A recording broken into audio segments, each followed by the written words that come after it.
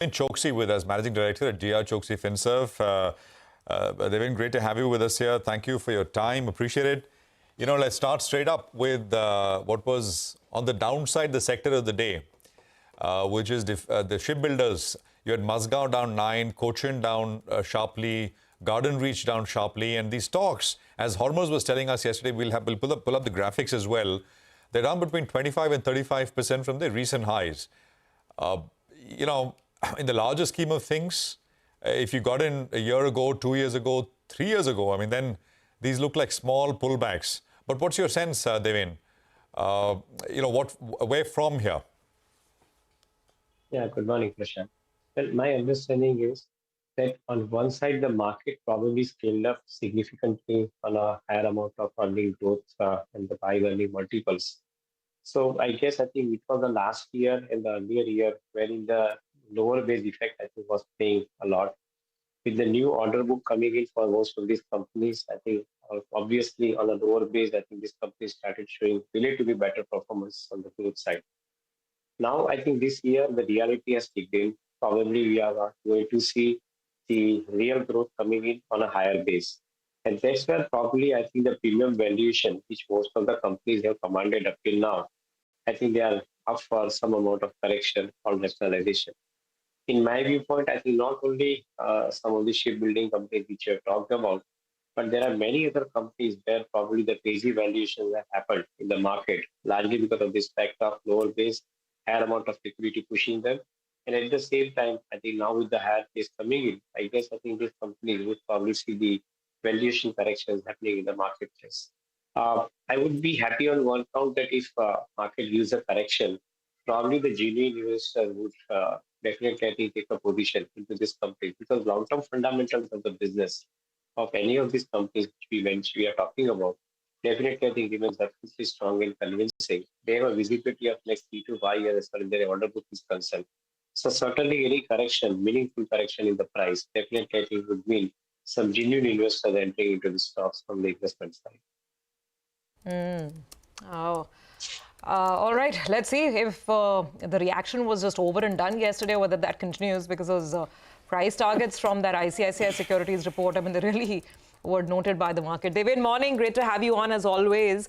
Not sure if you look at these companies, but they're in focus today because of the expectation of a large block trade, Scient selling stake in ScientDLM. Any views here? Yes, Sylvie, good morning. I think both these companies are looking brilliant from the perspective of looking at investment. No doubt, they've been commanding a valuation which is slightly higher, particularly ScientDLM, which came into the market subsequently last year. The about 8 or 9 different verticals on which ScientDLM is working. Each of these verticals are showing distinctly high amount of growth on the business side, be it in the area of manufacturing, be it in the area of defense, be it in the area of medical devices. Wherever this company has got the base, for manufacturing using the technology-led development, this company is definitely showing distinctly high amount of growth prospects. But all said and done, our markets have been extremely generous in giving a valuation to these companies, on our side. So that's where probably some amount of, profit booking by even the promoters is happening. And they are using this money for the purpose of repaying their debt in the parent company, which is Scient Limited. So all in all put together, both these companies' business model looks, absolutely promising and convincing. Correction in the price, if at all, it happens with the kind of selling which is taking place in the market, would be a welcome opportunity for many of the investors who would like to buy this kind of stocks into the portfolio from long-term investment perspective. All right. Hi, Deven. Good morning and always good to see you. And Deven, I wanted to ask you about these paint stocks. And let's talk about the leader. Asian Paints is one of those companies from the Nifty that's actually negative, while the Nifty has gone hammer and tongs. It's been looking very, very good. But Asian Paints in the last 1 month or so, it's getting back into its own. I think it's up close to on 6%. Though on the last 1 year, it's still down, 2-3% odd. So it's trying to find its own. Now you have crude prices that are weak, so input costs are fairly benign. And the expectation is second half of the year, volume should pick up. And now that entrant, there was that fear about the entrant coming in, that as well has been digested. Your view on the stock at around 3,000 rupees? Hey, Nigel. Good morning. Well, I think one part of the narrative is getting corrected in the market now. At least happy situation that the new entrants who have entered into the market with the paint in the paint business. Certainly, after seeing the grasping result and the provision in the balance sheet, the books about the expenditure that they incurred in launching this business, does mean that I think next 3 to 5 years is going to be a challenging period for most of these paint companies to even turn profitable. The new generation of paint companies. And that's where probably I think the advantage would go to companies like Asian Paint, who is not only expanding and making the capacity reach, I think, as far as distribution reach is concerned, they're creating that kind of expanded reach, I think, into the markets. So that I think time to go to market, I think, is always very important in this kind of activity. They are right in this space. At the same time, I think, as you rightly mentioned, on the other side, the crude oil prices are down, and as a result of which all the crude oil derivative prices are going down. So, which is a good omen for us, companies like Asian Paint, where the profit margins are required to be talked about. So, on one side, demand scenario remains absolutely buoyant and convincing, largely because of the fact that I think your entire construction segment, the real estate segment, is looking very promising for at least next 3 to 5 years. The visibility is also very strong. And the building material companies, I think, among which I think the Asian Paint Delight kind of companies would come in, they are greatly showing the better kind of a growth opportunity at this point of time. So demand is strong. Competition probably will take more time to get into the profit, and the raw material prices remaining under control. All in all put together, I wouldn't be reluctant in saying that I think this company could possibly give 15 to 20% kind of an upside from the lower base of around 2,800. I think on that base, I think you could possibly see 15 to 20% kind of an upside in the stock pricing 12 to 15 months. See, Deven, what do you make of the metals pack? I want to first highlight the ferrous pack because that appears to be in a bit of an issue, at least just in the near term. Steel prices in China, well, they are seeing a bit of a downtick. I think overnight as well, they're down close to around 3%. The bigger problem from an India perspective is our prices are actually at a premium in comparison to Chinese steel. So at some point of time, that can find its way in there, which calls for a price correction here. Your view on some of these steel companies, the balance sheets are clean, but in the near term, there appears to be some kind of pain, both on demand and pricing. Yeah, so I think my understanding on the demand side, the situation remains absolutely very convincing as far as India outlook is concerned. Largely thanks to, I think, the higher amount of infrastructure spend which is happening in the country, as a result of which I think the demand scenario remains absolutely very strong and convincing.